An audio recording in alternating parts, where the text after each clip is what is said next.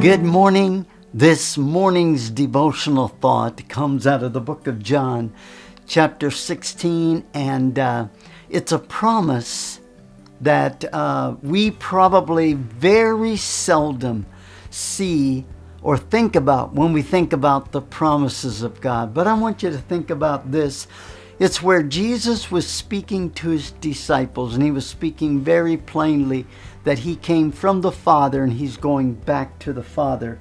And he said, I'm going to leave the world in John 16, verse 28, and I'm going to go to the Father. And the disciples in the next verse said, see now, you are speaking plainly and not figuratively. In other words, you're not hiding what you're trying to say. You are indeed leaving. But here's the promise, and here's the verse I want to pick up for today. Verse 33. These things I have spoken to you, that in me you may have peace. In the world, here it is, you will have tribulation. But be of good cheer. I have overcome the world.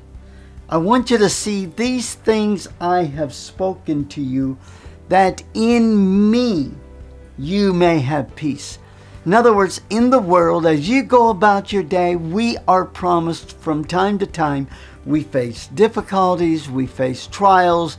We are promised that. Understand it's for a season. But in him, we are seated with him in heavenly places. He says, in him. In other words, take your courage, because those trials and the things going on in the world do not define your identity. It's a part of what you'll face.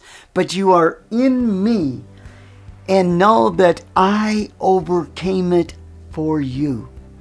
Friend, we will face trials. We will face struggles in the world. And that's not because of who we are. We're promised that. But we are in him. And at the same time, in him, he overcame the world for us. Be encouraged today in your walk with your Father who is in heaven.